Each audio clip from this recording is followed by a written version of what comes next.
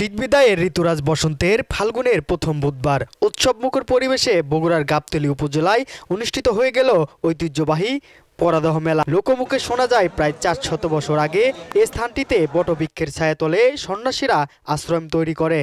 এলাকার হিন্দু সম্প্রদায়ের আয়োজিত মাঘ মাসের শেষ বুধবার সন্ন্যাসী পূজায় দূর দূরান্ত থেকে আগত ভক্তরা সমবেত হয়ে থাকে। এই দিনটিকে একটি গ্রাম মেলার আয়োজন করা হয়। তবে এবছর অনুষ্ঠিত হলো ফাল্গুনের প্রথম বুধবারে। কালের বিবর্তনে গণ্ডি পেরিয়ে মেলাটি এখন জামাই মেলা নামে পরিচিত পেয়েছে বেশ। তাই এই দিনটি জামাইরা পাল্লা দিয়ে বড় বড় মাছ আর মিষ্টি নিয়ে হাজির হন শ্বশুরবাড়িতে।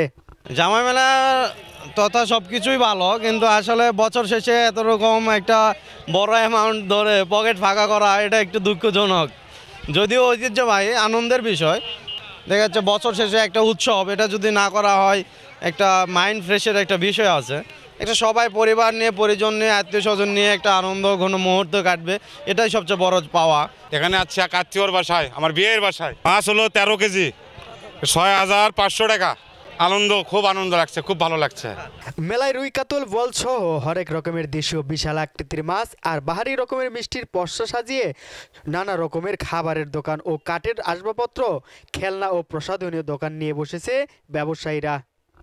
আর বোয়াল কোরাল বেচা কেনা এখনো শুরু করে কেবল তুলে দিলাম মাছ। এটা আপনার 850 টাকা কেজি বেচলাম। টোটাল মাছের দাম হলো 15,000 টাকা। বেচা কেনা এখন মোটামুটি ভালোই আর কি, কেবল সকাল তো বেচা কেনা শুরু হলো, আশা করা যায় এর থেকে আরো ভালো হবে। বেচা কেনা এখনো শুরু হয়নি ভাই, আরো প্রায় ওই 10টা 11টা 12টার দিকে মাছ বেচা কেনা শুরু হয়। মনে হচ্ছে ভালো হবে বেচা কেনা এবার। গ্রাম বাংলার সংস্কৃতি, পুতুল নাচ, নাগরদোলা, ঘোড়ার গাড়িতে চড়তে শিশু কিশোর সহ এই মেলায় পরিবার সহ বিভিন্ন জেলা থেকে আগমন ঘটে দর্শনার্থীদের। খুবই ভালো লাগছে। আমরা অনেক কিছু খাইলাম, চটপটি খাইলাম, ফুচকা খাইলাম, আরও বড়ি টড়ি উঠছে, অনেক কিছু জিলাপি, মিষ্টি মানে মাছের মিষ্টি, খুব ভালো লাগলো। ঘোরাফেরা করতেছি, খুবই সুন্দর, পরিবেশটাও খুব সুন্দর, খুব ভালো লাগছে। যেখানে অনেক কিছু আছে, বিভিন্ন রকম মাছ আছে এবং সেগুলো খাওয়ার জন্য আর কি, মানে মিষ্টি আর কি। তো মাছগুলো দেখে মনে হচ্ছে মাটির তৈরি মাছ, মানে খুব ভালো লাগছে আমাদের। আমরা বগুড়া সদর থেকে এসেছি এবং আমি প্রথম এসেছি এবার।